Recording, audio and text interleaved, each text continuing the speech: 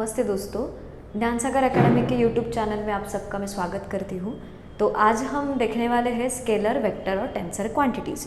सो जब भी आपको फिजिकल क्वांटिटीज़ सामने आती है तो उनमें से कौन सी क्वांटिटी स्केलर होती है, कौन सी क्वांटिटीज़ वेक्टर होती है और कौन सी टेंसर होती है, ये पता होना बहुत ज़रूरी है। क्योंकि जैसे भी जब भी हम फिज़िक्स की पढ़ाई करते हैं तो direction dependent quantities are really very important.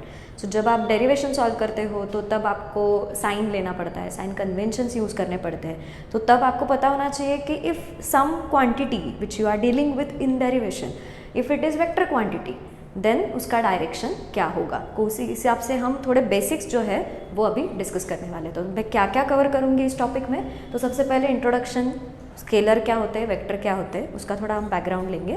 फिर उसके बाद उनमें डिफरेंस क्या होता है, किसको हम स्केलर बोलेंगे, किसको हम वेक्टर क्वांटिटीज़ बोलेंगे, उनके हम कुछ एग्जांपल्स जानने की कोशिश करेंगे और उसके बाद टेंसर क्वांटिटीज़ पे आएंगे।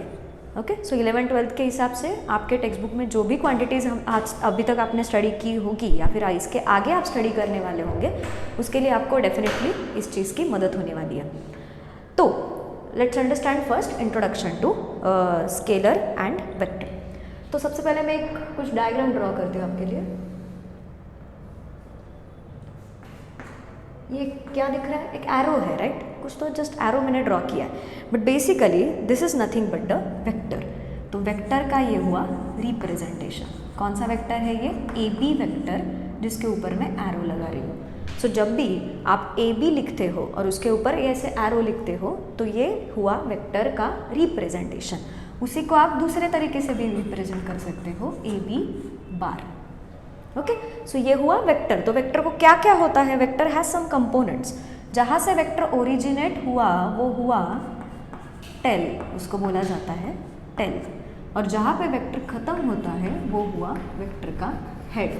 सो vector composed of head, head and tail. Okay, तो बेसिकली इस वेक्टर का लेंथ कितना है, मतलब ए जो पॉइंट है टेल, जहाँ से वो शुरू होता है टिल द पॉइंट जहाँ पे हेड है, पॉइंट बी, राइट?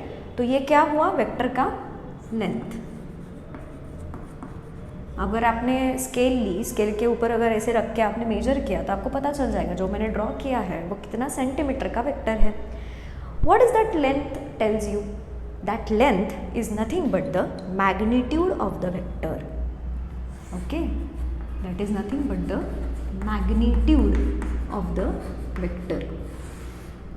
ऑलराइट, तो वही हम समझने की कोशिश करेंगे मैग्नीट्यूड होता क्या एग्जैक्टली। तो ये क्या बता रहा है मुझे? ये डायरेक्शन दिखाई मैंने वेक्टर की। ए बी जो वेक्टर है वो मैंने कहाँ से कहाँ ड्रॉ किया? मेरे लेफ्ट हैंड साइड से लेके राइट हैंड साइड तक। सो what is the direction of this vector? Towards my right hand side, right? तो दैट इज डायरेक्शन। देन उसका जो लेंथ है वो क्या हुआ? उसका मैग्नीट्यूड। सो वेक्टर किससे बना होता है? Vector composed of magnitude plus direction. So जब भी आप इसको अप्लाई करोगे फिजिक्स में तो आपको एक क्वेश्चन पूछना पड़ेगा कि कौन सी फिजिकल क्वांटिटीज़ है जो वेक्टर क्वांटिटी है। तो वेक्टर है मतलब क्या आपको देखना है, क्या वो क्वांटिटी का हम मैग्नीट्यूड फाइंड आउट कर सकते हैं और क्या वो क्वांटिटी डायरेक्शन के ऊपर डिपेंड है। Okay, let's understand this with example. I am like purposely taking vector first, ठीक है? So these are this is for vector quantity.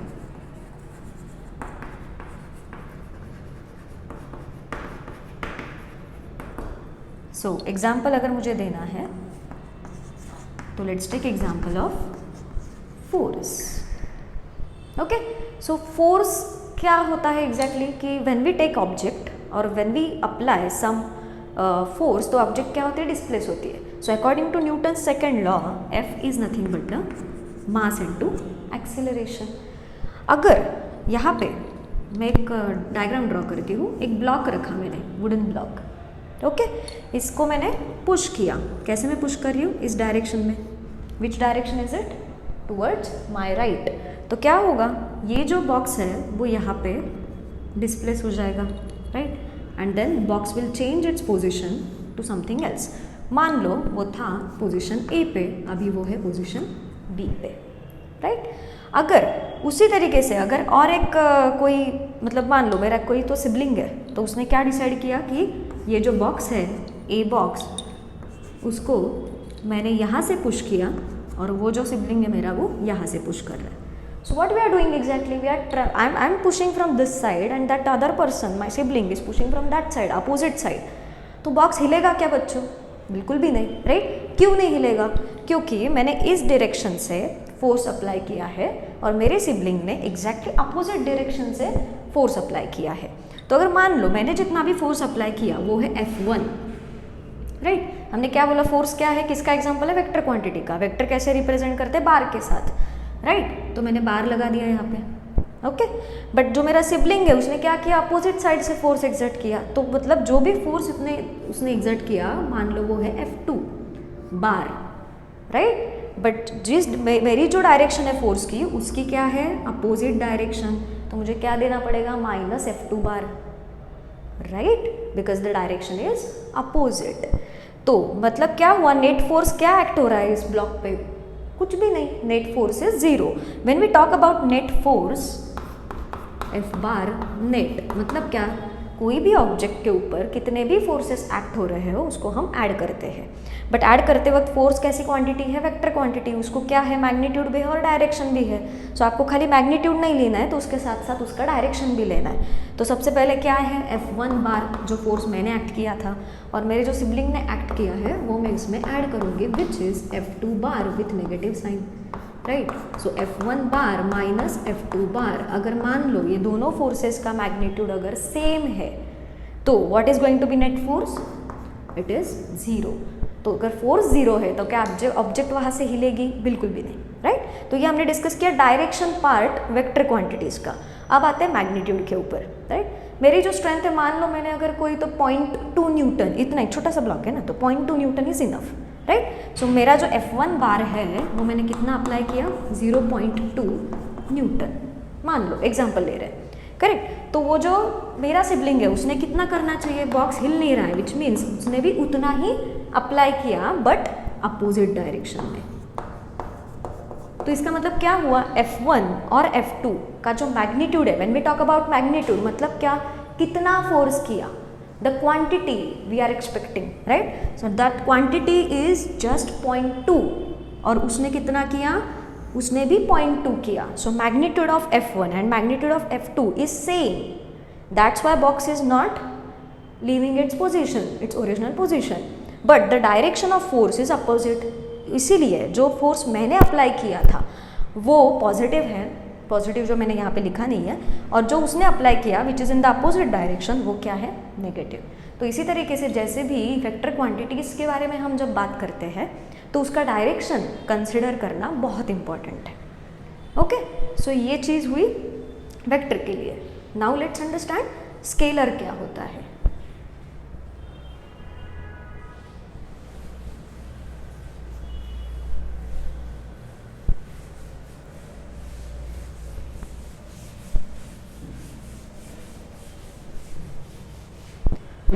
तो जब भी हम स्केलर की बात करते हैं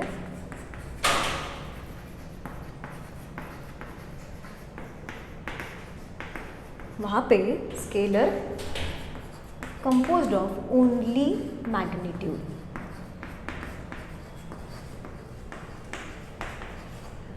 ठीक है? तो मतलब क्या किया हमने, जहाँ पे वेक्टर के लिए डायरेक्शन और मैग्नीट्यूड दोनों को कंसिडर किया था, स्केलर के लिए क्या चाहिए, सिर्फ और सिर्फ मैग्नीट्यूड. ओके? सो ऐसी कौन सी क्वांटिटीज है जिनको डायरेक्शन की ज़रूरत नहीं होती. For example let's take mass of any quantity, correct? तो उसको डायरेक्शन की बिल्कुल भी ज़रूरत नहीं है, आप कहीं से भी मेजर करो. मतलब कोई भी अगर चीज़ का अगर आपने मास कैलकुलेट किया तो वो आप साउथ में जाके मेजर करो या फिर नॉर्थ में जाके मेजर करो, ईस्ट में जाके मेजर करो या वेस्ट में जाके मेजर करो, उससे उसके ऊपर उसका कुछ भी फर्क नहीं पड़ने वाला. सो ऐसा ही दूसरा एक एग्जाम्पल है लेंथ, करेक्ट? अगर मैंने एक लाइन ड्रॉ करी, let's consider this is a line, I am just putting 2 dots, line AB. All right, if it is for example 5 centimeter, right? तो आप रूलर कैसे रख सकते हो, रूलर का जो 0 है वो मैंने ए पे रखा और दूसरा जो है जो भी रीडिंग मुझे मिलेगा वो बी पे मिलेगा। मान लो वो 0 to 5 इतना मिल रहा है, राइट। वही अगर मैं उल्टा रूलर रखे, मतलब यहाँ से अगर 0 रखा और यहाँ पे 5 आया तो भी लेंथ है वो कितना आने वाला है, सिर्फ 5, राइट। सो यहाँ पे सिर्फ मैग्नीट्यूड हम कंसिडर कर रहे हैं, डायरेक्शन नहीं। तो डिफरेंस मेन यही समझना है हमको कि जब भी हम स्केलर क्वांटिटीज लेते हैं we are just talking about numbers along with the unit. Why unit is essential? Because we are talking about physical quantities. Physical quantities are meaningless without their units, right. तो physical quantity अगर scalar quantity है तो उसका magnitude क्या है, right, और उसका unit क्या है वो लेना बहुत इंपॉर्टेंट है। If it is vector quantity तो आपको क्या लेना है, उसका डायरेक्शन है वो भी लेना, कंसिडर करना बहुत ज़रूरी along with the magnitude. Alright, so let's recap कि डिफरेंस क्या है स्केलर और वेक्टर क्वांटिटी में। सो मैं एक ऐसा चार्ट बनाती हूँ आपके लिए ताकि आपको वो अच्छे से समझ में आ जाए। Okay, just right here vector quantities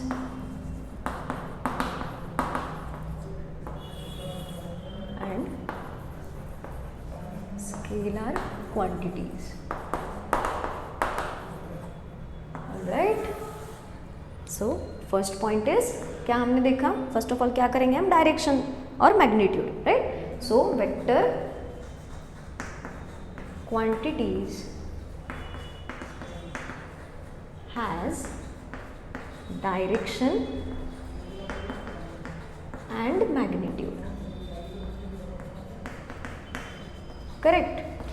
और यहाँ पे स्केलर क्वांटिटी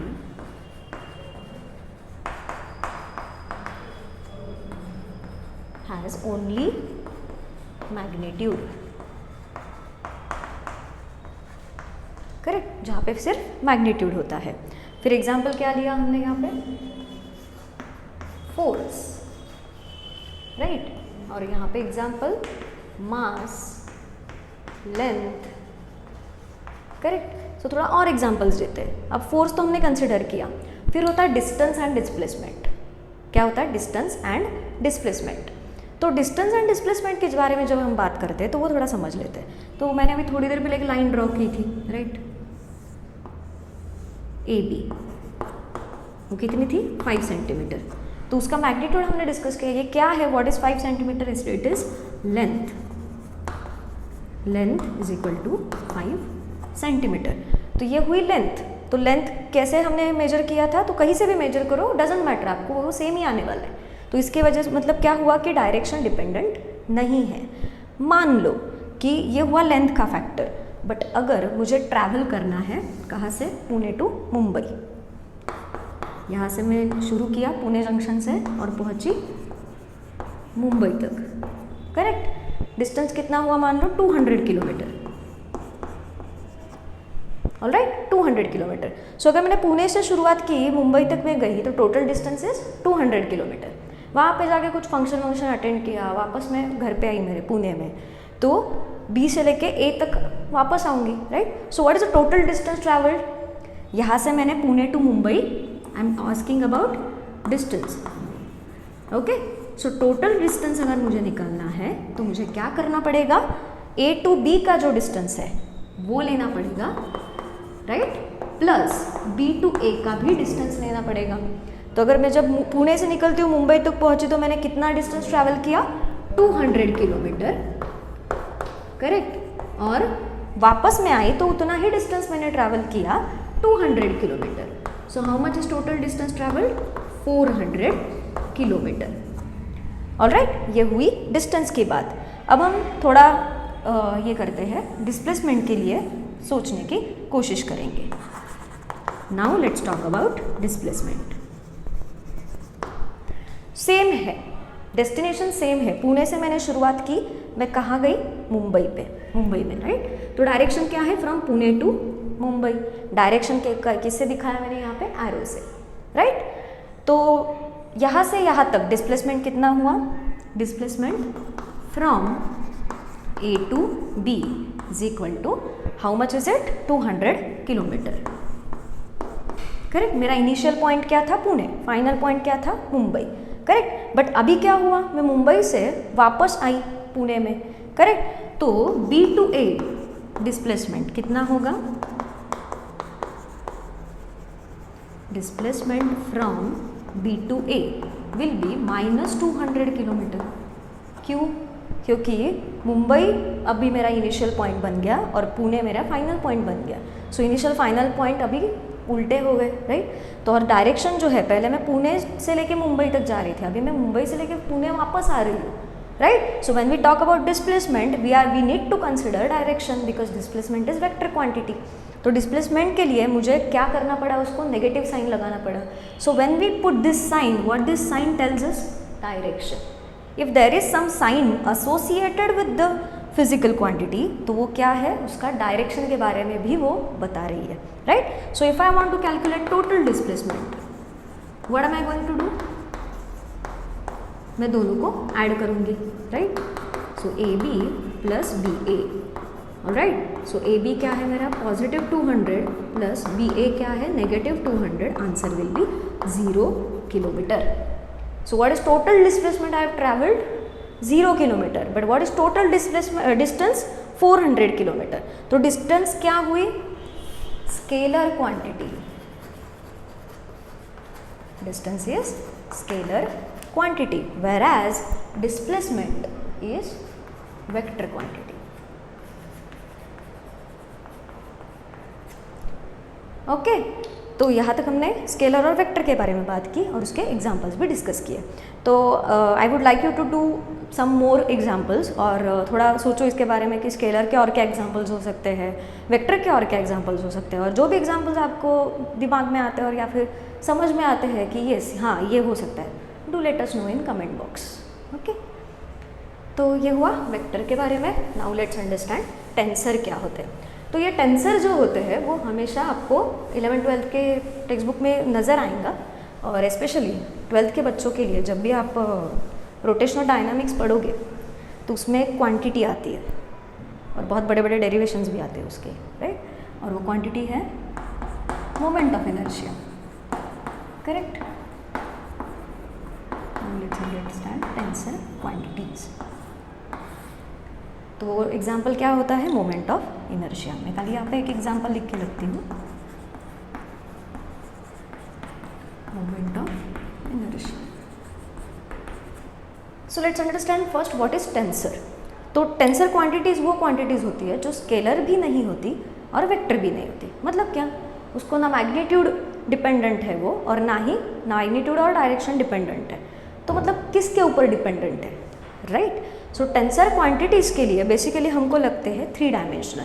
सो ऐसी क्वांटिटीज़ जो 3 डायमेंशनल स्पेस में चेंज होती है। क्या बोला मैंने, शायद कुछ नहीं समझा होगा, don't worry, moment of inertia के साथ में हम एक्सप्लेन करने की कोशिश करते हैं। So I am drawing one axis, okay, जो रोटेशनल डायनामिक्स में आप सीखने वाले हो या फिर सीखा भी होगा।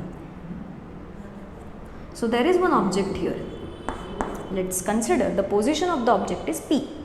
What this axis tells me, this is axis of rotation, this is axis of rotation। मतलब क्या, जो ऑब्जेक्ट मैंने P पे रखी है वो क्या हो रही है, रोटेट हो रही है along क्या, along the axis of rotation। वो axis of rotation कैसे है, वो जो सर्कुलर पाथ है उसका सेंटर उसके अंदर से वो एक्सिस पास हो रहा है, right. So we call it as axis of rotation. So जब भी एक ऑब्जेक्ट है वो, right, so that object has some mass, right, this object has some mass m, alright. और फिर ऑब्जेक्ट जो है वो सेंटर से कितनी दूरी पे है, r के दूरी पे, मतलब जितनी भी सर्कुलर पाथ की रेडियस होगी उसके दूरी पे वो है, alright. So what is the formula, basic formula for moment of inertia. Moment of inertia हम किससे दिखाते हैं, symbol is I, symbol is I।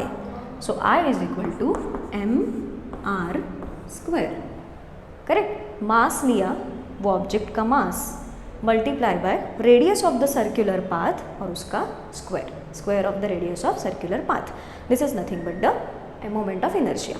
अब ये जो ऑब्जेक्ट है वो क्या है, वो ऐसे रोटेटिंग है, राइट। सो रोटेट हो रहा है। सो बेसिकली जो भी प्लेन है एक रोटेशन का कुछ तो, ऑलराइट, बट वो रोटेशन है वो कहाँ हो रहा है, 3 डायमेंशनल स्पेस में हो रहा है, राइट। सो ये जो इसका पोजीशन है वो मान लो शुरू किया इसने यहाँ से, राइट, फिर थोड़ी देर बाद पहुँचा यहाँ पे, ओके, फिर उसके बाद यहाँ पे, हाँ, और वापस आके खुद के पोजीशन पे आ गया, ओरिजिनल पोजीशन पे। तो ये जो ऑब्जेक्ट है इसका क्या हो रहा है, पोजीशन चेंज हो रहा है। एट द सेम टाइम क्या हो रहा है इसके साथ, इसके जो वेक्टर्स है, अगर मैंने वेक्टर्स मान लो ड्रॉ किए यहाँ पे, तो 3 डायमेंशनल में जो भी वेक्टर्स है वो भी चेंज होंगे, करेक्ट।